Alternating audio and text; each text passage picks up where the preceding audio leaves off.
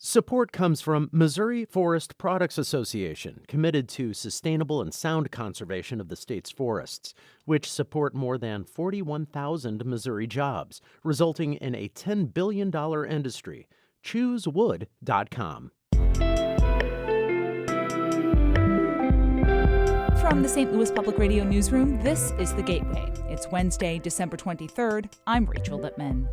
Ahead, for many Midwestern states, this was the first year of legal hemp production. And while challenges persist, many remain hopeful for the crop's future. I think that within the next 5 to 10 years, hemp will be, in terms of the dollar amounts, one of the top three agricultural exports of the state of Illinois. Harvest Public Media's Dana Cronin has more on how farmers fared in 2020, but first, this news. Two prominent boys and girls clubs in the St. Louis region will merge on January 1st. The combined Matthews-Dickey Boys and Girls Club and the Boys and Girls Club of Greater St. Louis will offer more programs to children in North St. Louis. St. Louis Public Radio's Andrea Henderson reports. The Matthews-Dickey Boys and Girls Club has served young people for more than 60 years. The club's services and programs helped many become entrepreneurs, athletes, and leaders in the region. LaVicky Foxwell Hart is chairperson of the Boys and Girls Club of Greater St. Louis. She says the collaboration will prioritize education and health to help more children seek a better life. Our mission has always been producing physically active, well-educated, and hopeful students. And this partnership just gives us more opportunities. Hart says the Greater St. Louis Club will help Matthews-Dickey expand its nationally recognized sports programs. I'm Andrea Henderson, St. Louis Public Radio.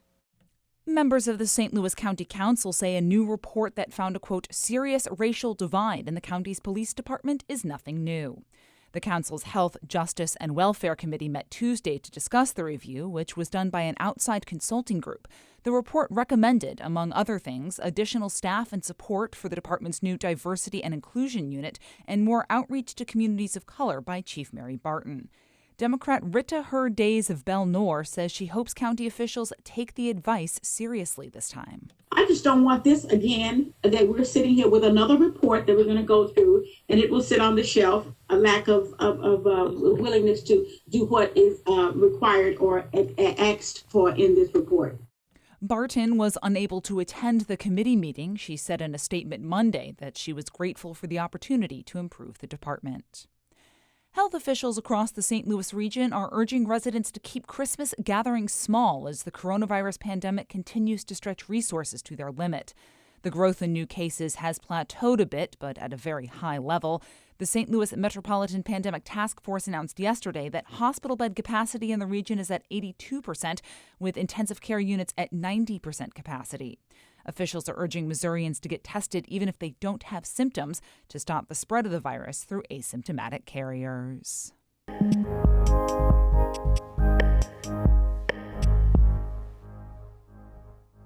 The most recent U.S. Farm Bill legalized hemp production nationwide, but left individual states in charge of the oversight.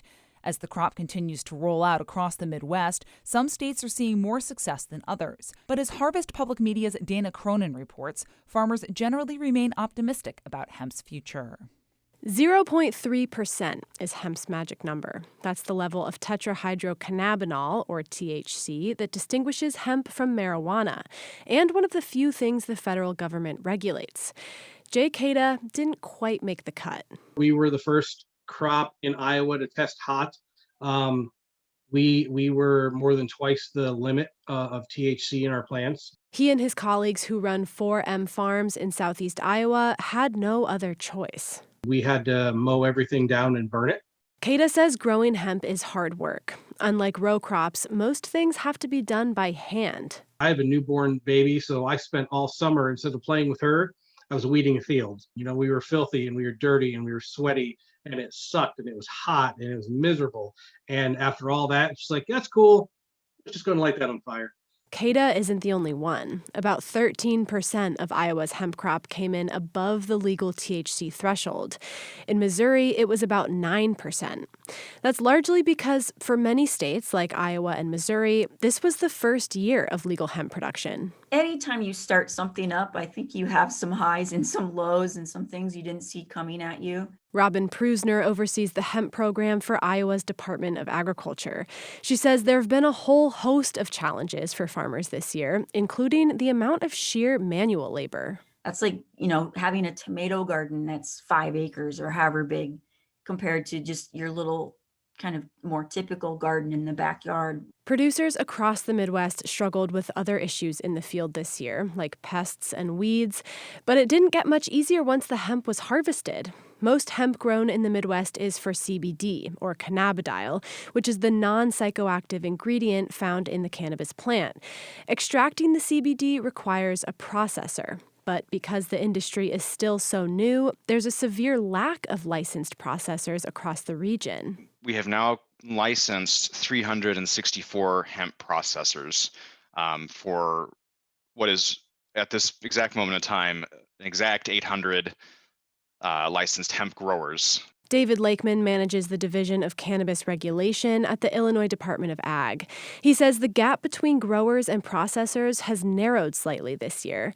But some more experienced farmers have figured out a workaround by acquiring their own processing licenses. Farmers like Andy Houston, who's been growing hemp in Illinois for 3 years now. The CBD that's in our products came off of our farm. We know exactly where it's been. We know exactly how it was raised. Because he has dual licenses, Houston can grow the hemp, extract the oil himself, and then sell different infused products on site. It's a model that's worked well for him, and along with a great growing season this year, Houston says he's optimistic about hemp's future in the state. Oh, the hemp's going to be around. I mean, it works too good not to be around. Not only does the product work well in terms of relieving aches and pains, Houston says hemp also loves the Midwestern climate. Not to mention, the CBD market continues to grow. David Lakeman at Illinois Department of Ag says, look out, corn and soybeans. I think that within the next 5 to 10 years, hemp will be, in terms of the dollar amounts, one of the top 3 agricultural exports of the state of Illinois. He says hemp's medical and industrial potential, plus the ingenuity of growers, means the crop's future is bright. I'm Dana Cronin, Harvest Public Media. Harvest Public Media helped Dana edit that piece. The executive editor of St. Louis Public Radio is Shula Newman, and the music you hear on The Gateway is by Ryan McNeely of Adult Fur. This is the last episode of The Gateway for 2020. The podcast and Wayne Pratt will return January 4th. Until then, we wish you all a safe, happy, and healthy holiday season. I'm Rachel Lippman, and from the St. Louis Public Radio Newsroom, this has been The Gateway. Support comes from Missouri Forest Products Association, committed to sustainable and sound conservation of the state's forests, which support more than 41,000 Missouri jobs, resulting in a $10 billion industry. ChooseWood.com.